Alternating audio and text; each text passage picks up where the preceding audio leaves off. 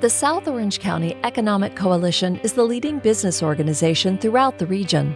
We've been the voice of businesses in South Orange County for more than 50 years, and we work diligently to promote a strong economic climate and provide updates on important issues discussed at the state, regional, and local levels. Our members include key community stakeholders, businesses large and small, as well as public agencies, all committed to building a strong business climate both regionally and within our local communities. We advocate for our businesses and members by taking positions on legislation and local initiatives that have a direct impact on our communities. We hold monthly membership meetings, meet and greet events with our federal, state, and local legislators, and provide an annual economic report for South Orange County. Educate, facilitate, advocate. We're the South Orange County Economic Coalition.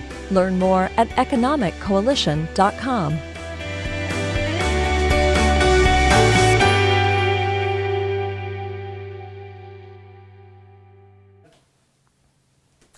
Thanks for joining us. My name is Steve Lamont, and I serve as the chair of the South Orange County Economic Coalition, as well as the executive officer for the Building Industry Association of Orange County, and I'll be your moderator today. The Economic Coalition serves as the advocacy arm for businesses in the South Orange County region, and we're excited to bring you today's program. Over the past several months, law enforcement officials have faced unprecedented challenges, from virtual sentencing procedures, a state mandate requiring masks to be worn in public, and a defund movement that is sweeping the country. During today's discussion, we will be speaking with Orange County's very own Sheriff Don Barnes to discuss recent changes affecting law enforcement and what the department is doing here in Orange County to maintain public safety. As we're meeting in person today in the studio, I'd like to note that the sheriff and I are maintaining a 6 feet distance, looking at all standards and guidelines, and have removed our masks just before we went live. Before we begin our discussion, I would like to remind our viewers that if you have a question for the sheriff, please make sure to comment below, and we will do our best to get as many questions as answered. And so now, without further ado, I'd like to welcome Sheriff Don Barnes. Sheriff, welcome. Thanks for joining us today. I feel like I have a million questions here, and I know that our viewers probably have a million questions as well. So we are actually going to jump right into it and start with number one. Since March, public safety has undergone some pretty extreme transitions, both in terms of an operational approach due to COVID, but also with regard to managing officer interactions with the public. What has been the biggest challenges in your role as sheriff over the course of the last several months? And then I'll maybe go a little bit further and say, how has your day job, how has it changed, if it has, since all this started in 2020? Well, that's a lot. I mean, that may take the whole hour. That's the whole hour right there. That's all I got to answer. You know, it's interesting when you look at what we do, and I've been deeply involved with emergencies over my career. I've been fortunate enough to have those experiences. And this is no different. It's a different emergency. The threat is different, but the response remains the same. So when you look at what we do within the department, it's always focused on continuity of operations. How do you maintain the operations to make sure we're appropriately serving the public and meeting our mandated goals of public safety? So first, when COVID happened, we stood up the Emergency Operations Center, which is the sheriff's responsibility. It's a multi-agency collaboration and effort, including healthcare and social services and others as well. We got out ahead of it knowing, or at least foreseeing, what we believe was coming to Orange County, California. And we did that by changing our deployment models within our patrols. We went to strict platoon scheduling so that if we did have someone infected, that they would not cross-infect somebody else, and we could take out a whole team of people, put a fresh team in. And we started doing a lot of our delivery of services via telephone or some other avenue to prevent that face-to-face interaction wherever possible. Phone reports were taken by telephone. Our dispatch would prompt our residents when they called for services with questions like, has anybody traveled internationally recently? Is anybody exhibiting signs of illness? And be prepared that the deputies will want to meet you outside, and things like that. So we had a really, really good approach. And in the jails, of course, it was a little different because of the operation we have there. It's one of the largest jail systems in the world. So it's mostly focused on continuity of operations. How do we maintain what we're doing? Where do we separate into our response for the COVID-19 response, and what can we do as far as maintaining our response to the public? Yeah, you can't really keep them outside, correct? Well, no, we have to. And I'll tell you what I'm most Sure. proud of, especially with our deputies who are assigned to work in our custody facilities. We had an outbreak of COVID-19 within our jails, and our deputies every day went knowingly into harm's way with something they're not used to dealing with.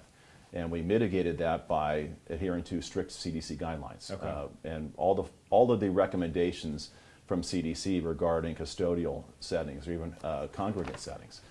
So when you look at masks, for example, everybody within our jails, employees and inmates, were wearing masks. We limited movement within the jails. We brought cleaning solutions in and wipes and all those things that we tell the general public to do, to wash your hands with soap and wipe down surfaces, and we put all those into play. We got to a height of 220 COVID-19 cases within the jail. We mitigated that down to 0 using several strategies. It's ticked back up a little bit, but not nearly as bad as some other facilities are experiencing throughout the country. And I think it says a lot about the collective efforts, not only of the deputies assigned there and our staff, but also healthcare agency who delivers our medical services within the jail setting. Sure, and it sounds like kind of simple health, basics here is what helped bring this down to 0, if I'm not mistaken. Follow the rules. Yeah, follow the right? rules, okay. Those guidelines are there. They're not recommendations. They're there for a reason. And that's proof positive that when you do what people expect you to do, right, these things, that it can mitigate the problem and help prevent the transference of COVID-19. So we're going to jump into a little bit more serious topic here, more than COVID, you wouldn't expect. But several large cities, for example, New York, Atlanta, Chicago, have seen enormous increases in crime over the past few weeks, with some averaging a 400% increase in burglaries, 25% increase in homicides in New York, and an 85% increase in homicides in Atlanta, for example. Are you concerned we could see a similar trend here in Orange County? And what can we do, if anything, about it? Sure, we're always concerned about crime trends, and we want to make sure that we stay ahead of the curve. Fortunately, for not only Orange County, but also for areas patrolled by the Sheriff's Department specifically, has nationally some of the lowest crime rates that we have seen, and comparatively. And I don't usually compare us to others, but just the FBI does that, and we fall in a place. I don't believe in the safest cities mentality. It's not a good measure. What you want to look at is crime. Okay. And that's reported crime, by the way. Okay. And so I think we have a good relationship with our residents in Orange County. I do believe that crime, when it does occur, they do report it and allows us to go out and investigate it, which shows a certain amount of community trust in the relationships that we do have, which is important. Specific to these other cities, they're experiencing things, hopefully, that will not come to Orange County. And they can be driven by many different factors, and there's many variables that go into this.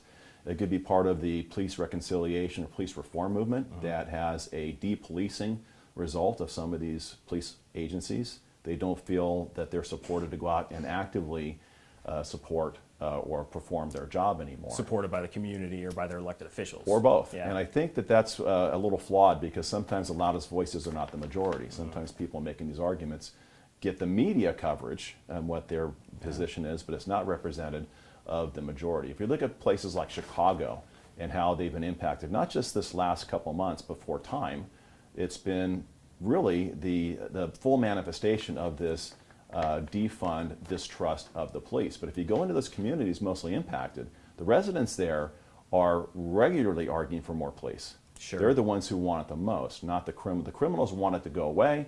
They argue about suppression and oppression of the police, and those who are impacted want to be served appropriately. And that really comes down to relationships that you have within the communities that you serve. We serve 13 cities through contract in the Sheriff's Department, 10 primarily down south. All of South Orange County, from Irvine down to the Orange County-San Diego border, is the Sheriff's Department's patrol area. And for that reason, we have a lot of strategies that work well. We unify resources well. We share information well from city to city, because it's really one police force that operates there. And I think for that reason, that the results we get is better outcomes in sharing of information, sharing crime data, looking at tips and leads that allows us to go out and connect the dots a little bit better than some maybe can do. So talking about maybe our neighbor to the north, but recently the Los Angeles City Council voted to cut the LAPD budget by $150 million as part of that police defund movement. Do you think the defunding of the police, though, has led to the increases in these crimes. I mean, in New York, in Chicago, in Atlanta, and again, you kind of talked about locally. Could that happen here? You're not just dealing really with the Board of Supervisors. You're also dealing with these multiple other cities in terms of where really where your budget comes from. Sure, and I think that first, I think the message that the defund the police is there are two people. There are those that are just advocating against the police, and there are those that are advocating for change, social change. On the social change front, I'm all in. I've been advocating for this for years about the gaps that exist within our service delivery in government overall, not just law enforcement, especially not law enforcement. If you look at the Orange County Jail, for example, I run the largest mental health hospital in Orange County. 40% of the inmates entrusted to our care when we were at capacity at 5,400 inmates before COVID, 2,000 of those have a daily nexus to mental health treatment. That's not okay. It means people default into the jail because of crimes they commit. The first person that's somebody who's in mental health crisis comes in contact with should not be a deputy sheriff or a peace officer. So I'm advocating for that type of funding. It's not a defund the police argument, it's a fund these other programs argument. Exactly. Fund mental health, fund homeless solutions, fund substance use disorder treatment.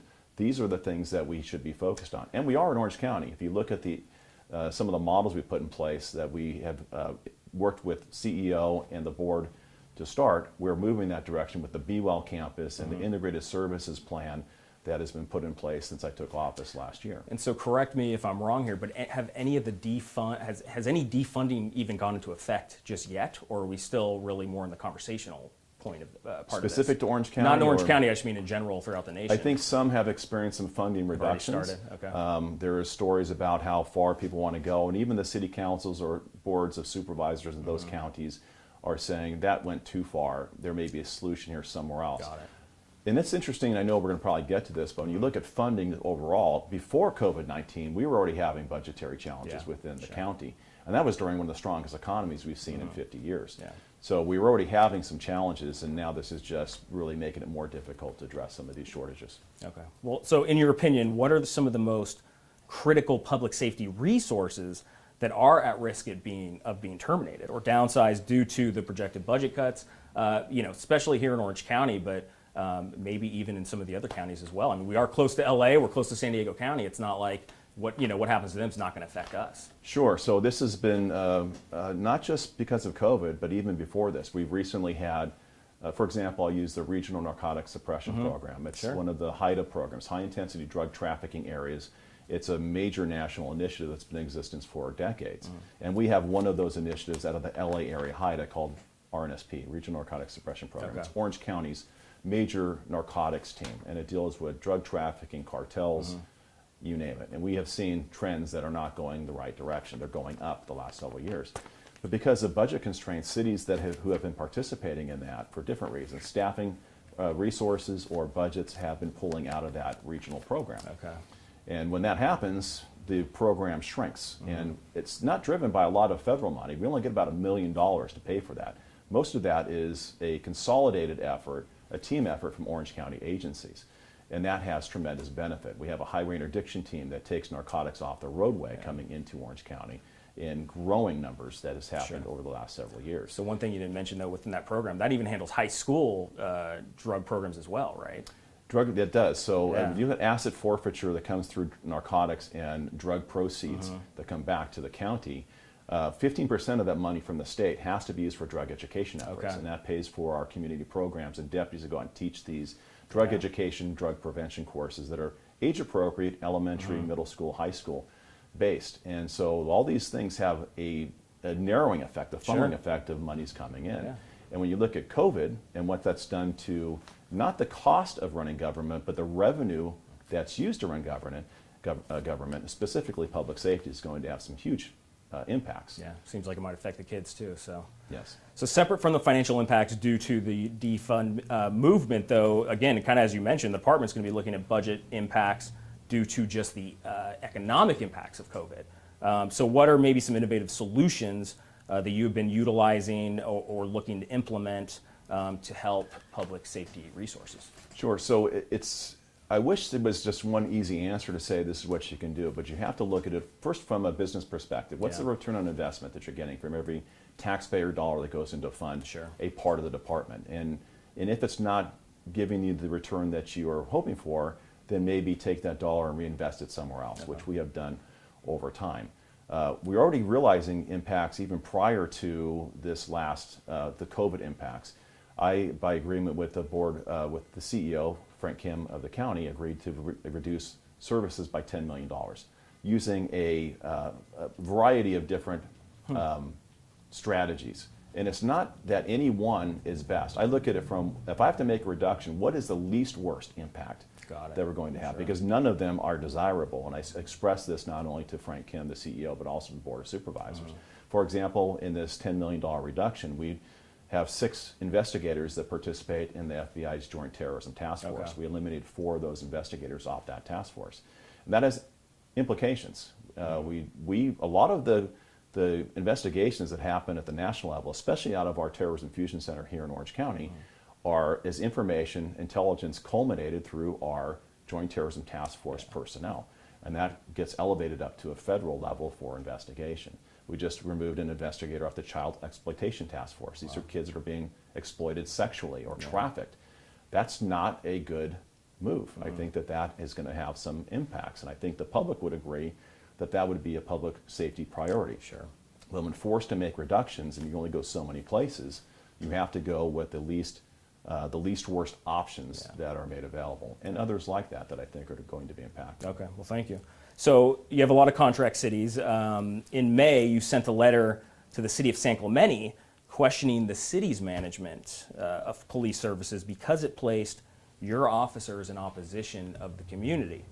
Is that something you will be looking at changing, but not just for San Clemente, but for other contract cities that you have here? Well, yeah, as I mentioned before, we have 13 contract cities. We have 3 inter-county contracts as well that are paid for. OCTA, John Wayne Airport, and also the harbors that we provide patrol for. The issues that had happened in San Clemente was not what I would consider a desirable outcome. We've had some issues over time, and they're better, and they're getting better with San Clemente. And the other cities we have great relationships with. Something started to happen within San Clemente, and I'm not asserting or placing blame on anybody there, but when there are policy decisions that are being made that the outcome is putting my deputies in conflict with the residents that we're hoping to serve, that causes me tremendous concern. And so I think that the intent of the letter was this kind of behavior that had been happening for some time, and it was just enough is enough. We need to start pulling the rope the same direction. I can tell you that, not I don't think because of that letter, but maybe because we had a more difficult and crucial conversation with personnel there. I think that everybody realized we need to remedy this relationship and move forward, and that's what's happening now. So for those who might not know the background, is there just a brief little background piece you can give in kind of what was happening in San Clemente, maybe why the officer or the deputies were at odds with the community? Well, they weren't. I think the community holds our deputies there in high regard. I think the community relations are good, but I think it was some policy decisions that were happening, not just that one, but others before it, that made it difficult for our deputies to provide services. And when we start having these issues where we're put in a position where we have to start making physical arrests over a policy decision of offense, and the council is split on whether to leave it up or take it down, that was the last thing we wanted to see happen. But we do have an obligation to still apply the law. I think that could have been avoided had that fence been addressed. That's just my personal view, but I didn't think it ended well either for the residents there or the deputies had to go out there and take that enforcement action. And I want to be clear about that because First Amendment protections are held in high regard within this organization. When we have protest groups, regardless of what the message is, first and foremost, we go out there to protect the First Amendment rights of those individuals. And if you look at what we went through after George Floyd, the vast majority of those protesters were speaking out against us. But we're there to support their right to be heard. But and this is where it gets tricky, because people often associate people just protesting until it transitions over into unlawful activities, theft, burglaries, vandalizing, breaking into storefronts, throwing rocks, assaults, whatever that might be. That then by default of the First Amendment is no longer peaceably assembled. Sure. It's now transitioned over into criminal activity, and that we have an obligation to address. So I didn't think in that San Clemente experience that we had, the incident that occurred, when the individuals there started moving into disassemble, steal, remove, whatever it is, that transitioned over into unlawful activity or criminal activity that put us in a position where we needed to take action. Okay. And that's what I was trying to avoid through that incident. Support the First Amendment rights, be heard, do it lawfully, and we'll all be okay. Okay, thank you for that clarification. So moving to the state in terms of this discussion, as part of the governor's solution to managing COVID, 8,000 inmates are set to be released by the end of August. So are we headed into this perfect storm as we experience lower police resources and then state inmates in the thousands being released into the streets?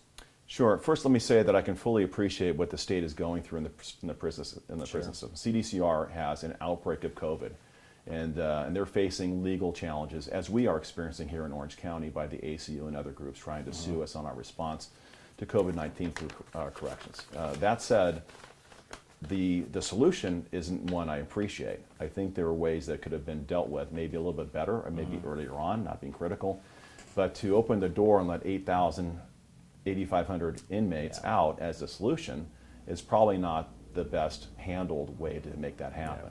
So I understand the predicament they're in, but it's been a process over time through the state, through policy of the state, and how they're managing their inmate population, state prison population, to relegate those responsibilities onto the locals. And it's been this perpetual, gradual movement of realigning inmates, prisoners, to the local jails. Right now I have 270 state prison sentence inmates that they're not taking because they're not receiving anybody, but at the same time they're releasing people back, which means our people have to go out and deal with these individuals. So this was happening already prior to COVID, is what it sounds like, yet we're ramping up because of the outbreak within the state prison population? The 8,500 individuals is a result of COVID-19 outbreak within the state prison system. But even prior to that, if you look at state prison realignment, AB 109, there was a transference of state responsibilities onto that. And when you look at revenue that's necessary to make sure we're maintaining services, realignment money is in question now. So we have still the responsibilities of these individuals, and now we're not sure that realignment money is going to come down to pay for them. We're holding in prisoners that we'll get refunded for, but that's causing problems for me within my management of my COVID-19 because I have 270 people here that I'm responsible for. That's putting a lot of pressure on the Orange County jail system to make sure we can still continue to put into place all of the strategies successfully that we've been able to mitigate the COVID-19 pandemic. So it's, I wish it was as simple as just a problem. And it's not a complicated problem, it's a complex problem. There's no one solution. The variables are changing day to day. About a month or so ago, I was on a conference call with Ralph Diaz, he's the secretary of CDCR, and we were moving towards them starting to take prisoners into the reception centers, and then they had their outbreak, which then stopped that, and then the 8,500 are here, and there are other concerns I have about when these people violate the law, who's going to be responsible for them if they violate terms of their release or parole. So you're saying they're not even taking local prisoners in the first place. They're not taking and then them they now. were releasing ones. Okay, so and really I understand it double-edged because sword a lot of people are being impacted differently. Yeah. It makes it difficult for others. It's not just a CDCR problem. It's now becoming a CDCR and local law enforcement issue, and specifically the county sheriff. The 57 other county sheriffs in the state are dealing with the same impacts. As we stop the people going there and you re-deliver people back to us, we're now dealing with this on both ends of the equation through enforcement at a street level, monitoring, probation will be impacted as well because they have responsibilities they'll be taking on in the management of these people. Our deputies who work, we have direct enforcement teams, special enforcement teams that go out and deal specifically with managing parolees that get released, helping ensure they stay in compliance with the terms of their conditions of release, and sex offenders, for example, which has been a big topic. The viewers may not know this, but we have the only unit that I'm aware of in Orange County, SONAR. It's a sexual offender notification and registration unit. They go out and make sure people are compliant with the terms of their registration as sex offenders and make sure that they know we're watching you, right? We have people that are watching you in Orange County. and that's helped keep people into compliance as well. Meaning only one in Orange County, meaning the cities don't have it. The cities, they may have people as part of their sex crimes response, Sure, but we have a sex crimes unit, and then we have this unit of investigators that do nothing but management of sex offenders. Wow, okay. So on this topic, prisoners being released into the streets, if you will, we are a advocacy group for South Orange County businesses, and there is this concern that we have been hearing regarding the impacts to local businesses, particularly the brick and mortar stores, as crimes could be increasing due to the various reasons that we have been talking about here. And I have seen it where businesses have really put up fences even around the businesses that they're not currently able to operate in. So what are your recommendations for local businesses concerned about these impacts to their businesses, such as burglary, theft, vandalism, et cetera? Yeah. Sure. So first and foremost, I think the greatest risk we have to businesses is just whether they're going to sustain COVID-19 Sure, yeah. and the restrictions they have. Part of the overall strategy, I talked about continuity of operations. There's another whole aspect of that of continuity of commerce. Yeah. How quickly you get commerce back and operating. I'm not saying at the expense of personal safety and health. That's not what I mean here. It's just how do you get the system back up and running in a healthy way. I was very concerned about the shutdown before, about impacts. I'm more concerned now because I think the numbers of people who will survive, the businesses, the mom-pop brick and mortar stores, and even the larger stores, Sure. the corporations, many are filing bankruptcy and are not going to survive this. And so my concern first is who's going to be opening back up. Yeah. And when you do, how do you do that? And I think what is being lost in this is the impacts not only upon people, and I say this because I go to work every day. I'm still employed. I haven't missed time, and I say that because I don't want people that I don't realize that many people who have businesses have been stopped. Yeah. Many employees have been laid off. Many won't be coming back. Some of these won't survive. So I think first of all, to get the economy back up and running in a healthy way, to allow people to get back up and operating, and hopefully with focus on the small mom-pop businesses, not the big corporations who can probably withstand it a lot more. Exactly. Because that's really what makes the fabric of Orange County, specifically South Orange County, through that. Hold on, I'm not done. And paper. No, I know. No, keep going, please. So beyond that issue, and I think this is what I think is the greatest threat, and it's not a COVID-19 threat, it's a legislative threat, is split rolls. As we look at split roll and taxes, separating the commercial and industrial tax base, having it reassessed as a revenue generation to the state, is going to decimate the brick and mortar industry in Orange County when they're competing with Amazon and all these deliverable services. That makes it very difficult when you're paying for something out of state and not paying state tax on it and getting it delivered. Exactly. I think that's going to be one of the greatest risks to brick and mortar establishments to try to get back up and operating. And so on that point, and again, and kind of my next question here is that, I wanted to tee it up to where, we were talking about the masks earlier. We're wearing our masks, we're doing our social distancing. Businesses are kind of now moving outside. They're not allowed to operate, some of them, with inside. And so, you recently clarified your position on mask violations, stating that, egregious violations could lead to additional enforcement, but insist on education first. So can you explain your position on how your department is managing the state mandate with people required to wear masks, and then maybe even going a little bit further and people who are not able to maybe do business inside but have to move outside? What is the enforcement mechanism like? Where is it coming from, local, state? So there's several responses to that. First, my position about masks was never that I don't think masks are important. I've said the opposite. Masks are critically important. I wear a mask, my staff wears masks. I just don't see it as a law enforcement violation that requires the resources to go out and start physically arresting people for not wearing masks. As far as compliance goes, we are responding to businesses when we get called out there about compliance issues. And we've been able to mitigate, in most cases, getting those businesses to become compliant, whether they're not allowed to operate or whether they should be compliant with masks. We have had to take reports, crime reports on individuals before in businesses to make sure that they know it's serious. In almost every instant, though, we've been able to get people to become compliant. But here's the interesting part about this, and this is where it gets difficult. And as others have said, we're all going through COVID-19 for the first time, right? Hopefully the last time. Yeah. We're all navigating the system together. And what I think some people don't realize is when you're on private property, inside a grocery store, for example, and somebody's not wearing a mask, that's incumbent upon that management to address that issue and say, you have to wear a mask while you're inside this store. If they say, no, I'm not wearing a mask, that's a trespassing issue. Okay. That's a law violation we will address. We'll go out and we'll deal with criminal violations of law that are of that nature. But it's that property management or the property owner or the business owner that needs to take that position on who's trespassing or not, Sure. what the rules are to be able to go in there. And there are exceptions to masks, and that makes it difficult too. ADA exceptions for certain individuals who, by medical reasons, can't wear a mask.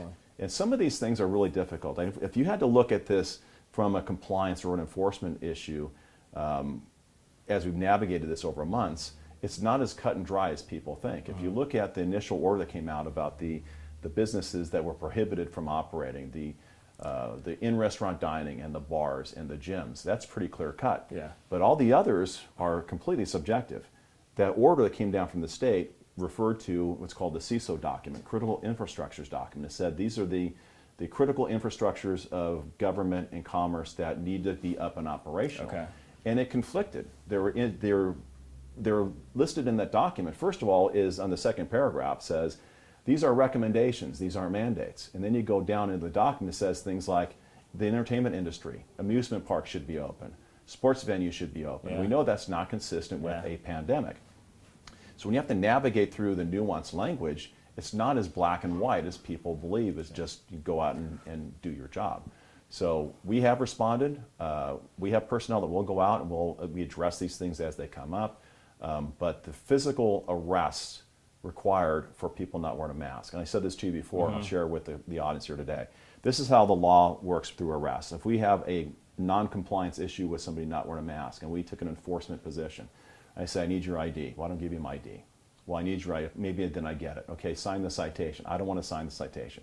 Now I have to physically take you into arrest because that's what the law says, to take you before a magistrate of the court.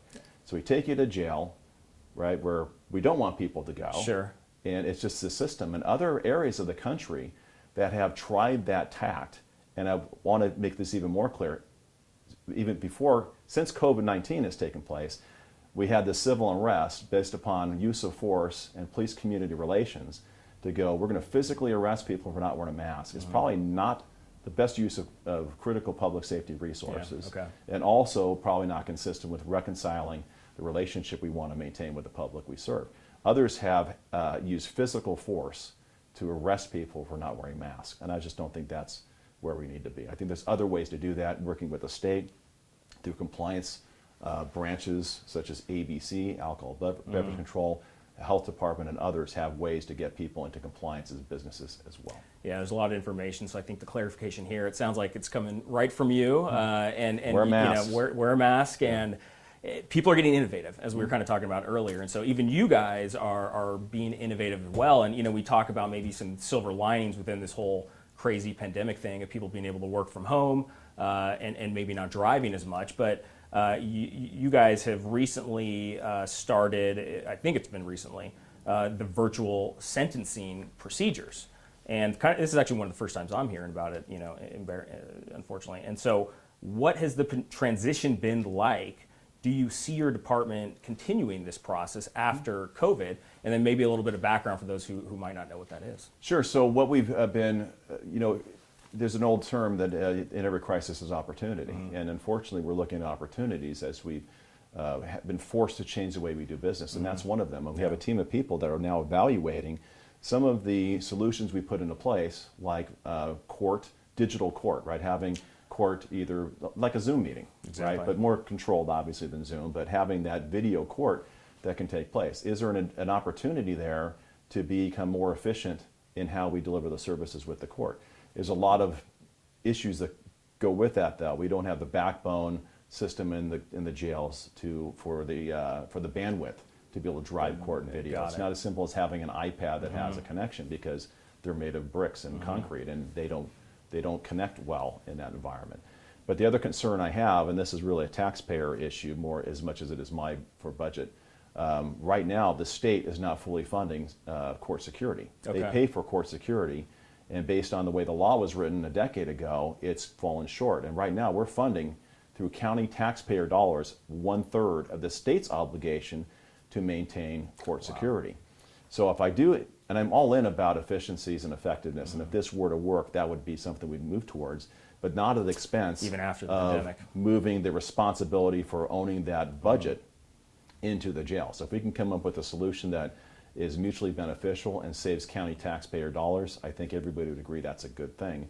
But not taking that $20 million shortfall from the state and simply moving it onto my budget and personnel in the jail is not something I'm going to entertain as a solution. Okay, well, thank you. Yeah, thank you for that clarification.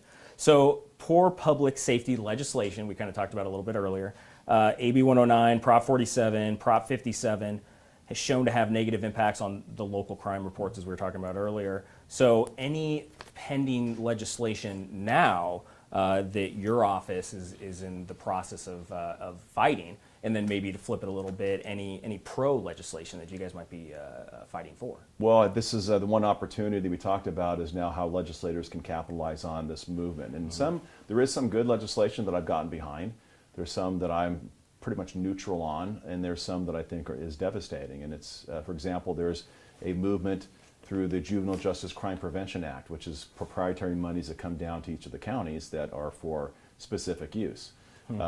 There's a movement to take 95% of that money and make it obligated to community-based organizations and taking it away or redirecting away from law enforcement, in essence defunding. Sure. Well, two of the programs, and maybe some of the, especially in South Orange County, you may be aware of these, is the SMART team, the School Mobile Assessment Resource Team, which is a dedicated team of a sergeant, investigator, and deputy sheriffs that do nothing but investigate incidents on school campuses. Okay. So if there's a threat, a terrorist threat, a gun, a bomb, whatever it might be, they go out and investigate that. And they've intervened and interdicted on some pretty significant plots that students at schools have been planning.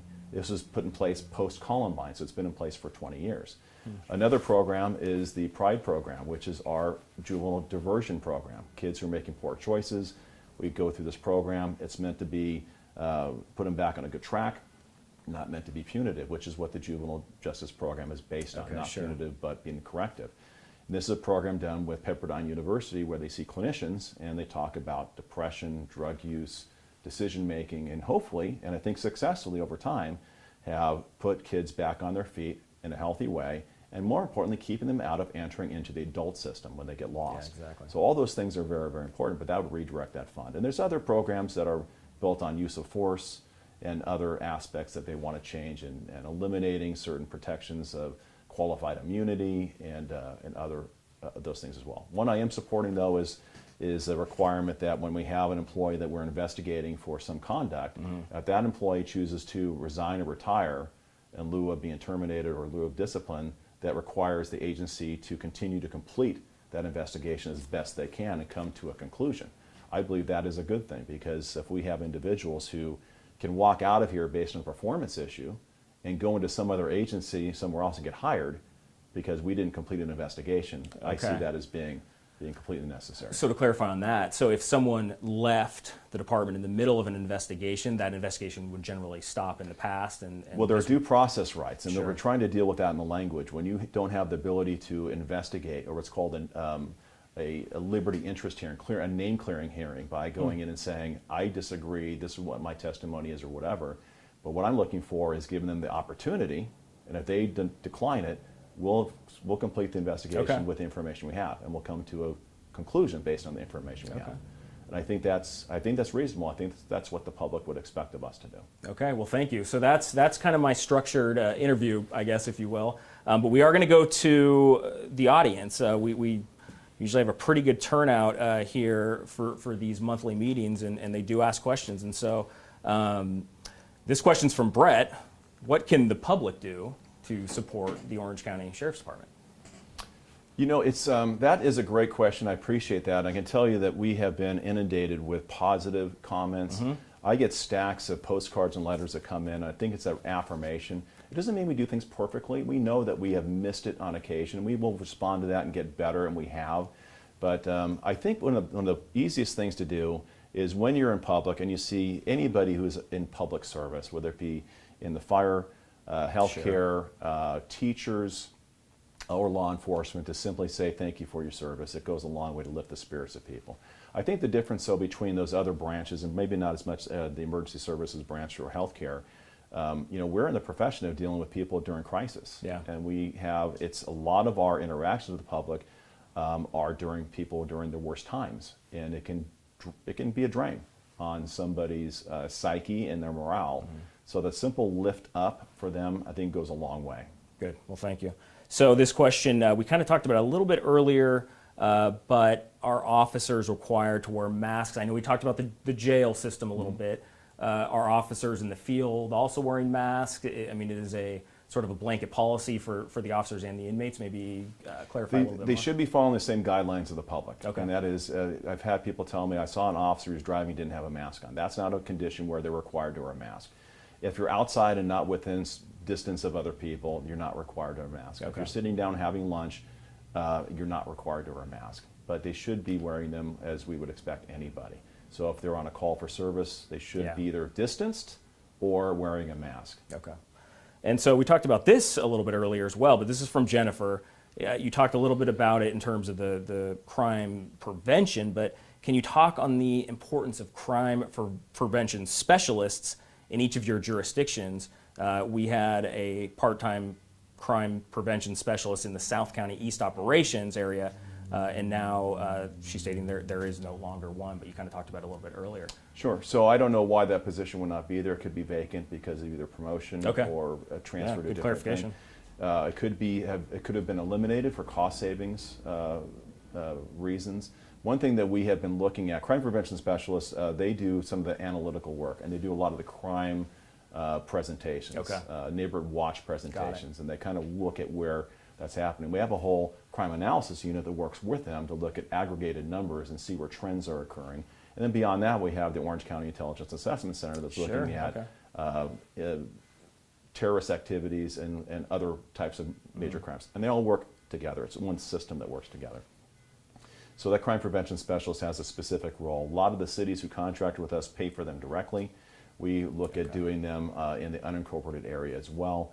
I don't know about that position specifically, but one thing that we've been looking at for at least 2 years is where we can implement improvements for efficiency and effectiveness and cost savings sake. Got it. And that was one position that we were looking at, not just that one, but the crime prevention specialist overall. Can we take the crime prevention specialists, instead of having them be city specific, give them regions to work in, and maybe aggregate the cost and put it out on a cost allocation methodology based on population or some other metric that shares the cost and makes them more effective across a region. Sure. Okay. Thank you. So, this is now kind of to the cost savings portion of what we were just discussing. But what role are the OC Sheriff's reserves playing in this, in both the communities and supporting the role of the Orange County Sheriff's Department? Is it a major cost savings if we do go into, we're going into obviously an economic downturn with budgetary constraints? Will reserves be relied upon more? Sure. So the deputy sheriffs who work in our reserve bureau, they are deputy sheriffs, and there's different levels of them. There's a tremendous cost saving to the tune of millions of dollars a year that they provide in services. For example, our search and rescue unit, with the exception of the air search and rescue and maybe one person who manages it, that entire unit is all volunteers. They're all reserves who come in and volunteer their time. Okay. By the way, nationally recognized program. They get called out to across the nation for search and rescue missions. And they come when we call them, and they come with a smile on their face, and they love what they do, and I love them for it. So it's that, and a lot of the events that happen throughout the year, not this year because of COVID, but the 4th of July events, the San Juan Swallows Day Parade, are oftentimes have reserves that come out and augment personnel to the tune of dollars that these counties, the county or these cities, don't have to pay for. And it's well into the millions. And I say that because without those great people come in and volunteer their time, those are obligations we would have to take on a full-time cost basis. So it's a huge savings for taxpayers and a huge benefit to have these highly trained people who are willing to do it for free. Okay, pretty interesting. So this one's from Dorissi. Any opinion on Costa Mesa's no mask fining structure? I think the first violation is upwards of $100, second violation $200, $500 for subsequent fines. up to $1,000, I think, in terms of fines as well. So any you kind of talked about the mask enforcement earlier, but any opinion or I guess discussion on fining? That's a decision that's made within each municipality based on that the governance of that city. Sure. And I'm not going to question what I think that is beneficial, difficult to enforce, or if it's going to get them the intended outcome. I think that each municipality has to deal with these issues as they see fit, and hopefully getting the outcome they're hoping for. The hard thing about the mask, and this is not about Costa Mesa's policy, but just overall, I use the bell curve as an example, and the two standard deviations from the norm, the 2% on both ends. And there's 2% on both ends of this argument. There are people who are going to advocate all the time for masks, and they're going to get in your face about it. And there are people who are never going to wear masks, and they're going to get in your face about it. And there's a people in the middle that really have the ability to impact the numbers and the response and how well we keep this flat. Okay. So talking to people that are just want to do the right thing, let me reiterate one more time. Masks are important. We know this for all intent and purposes. The way you flatten this and mitigate it over time is to wear a mask. I shared with you, and I don't remember if I shared this in this conversation, but we dealt with the issue in the jails when we had people, we followed strict guidelines and adherence to CDC recommendations. This is the interesting part, and this happened about 2 months ago, long before the general public was experiencing this. And this is why this is important. When we were quarantining inmates who we knew had contact or exposed to somebody with COVID, those symptomatic individuals who we isolated out in the jail for medical reasons, and then quarantined inmates who were exposed to somebody with COVID who were asymptomatic, 80% of them tested positive. Asymptomatic positive. And I say that for this reason, and really drive this point home. You don't have to be sick to have COVID. You can be asymptomatic and be walking around, and for that reason, more than anything else, you need to wear a mask. Not only for your health, the health of your home, your neighbors, your coworkers, but just people you're walking by in the store and any other. And to get the economy back. Back up and running, it's contingent upon that. It's not just, it's the economy is important, but this is bigger than the economy. Sure. The quicker we get beyond this, the quicker we start talking about the economy opening back up. But this is, I have 25% of the county. Then we have the county's 3.2 million. Then we have 25 million people in the greater Southern California area. It's much bigger than just any one of us individually. Okay. So I think it's very important. I think it's critical that we wear masks whenever we can, wherever we can. Well, I appreciate that, and thank you for all the questions, taking questions from the audience as well. Any closing remarks? We're ready to wrap up. Anything you want to close with? Yeah, I just want to thank the public. I think overall this is not just my responsibility, the responsibility of the Sheriff's Department. We're all on the same team. And the way we get through this, the way we address issues is to, first of all, bring them to our attention. Whether it's crime related, please call and let us know if you have something crime related so we can respond to it. We can't respond and address crimes we don't know about. Sure. So that's important as well. But when you look at the communities we serve, we are one community. It's inclusive of everybody, not exclusive of anybody. And we're going through some really difficult times. So, when you're out and about, and I think we learned, especially through COVID-19, is the importance of being there for other people. Your elderly neighbors who you may not have ever had a conversation with prior to COVID-19, but then checking up on them, make sure they have groceries and the things that they need. We need to keep that going as a community and supporting each other, but doing it in a healthy way. I appreciate that. Wear a mask. Yep, thank you, and thank you for taking time out of your busy day, I'm sure. And in closing, again, we just want to thank you for this insightful discussion that we've had today. Again, really appreciate the time you've taken out of your day to help us prepare, I think, for the coming months ahead, and we appreciate all your hard work, so thank you, Sheriff. I do want to tell our viewers and thank them for joining us today. Our call to action today is for our members of the business community to tell us what topics are most important to you these days. We'd like to hear from you. Please visit our Facebook and our website to let us know. We're here to navigate through these uncertain times, and we're also going to have another monthly event next month, August 21st. And for more information on our organization and how to become a member, please visit economiccoalition.com. We look forward to seeing you next time.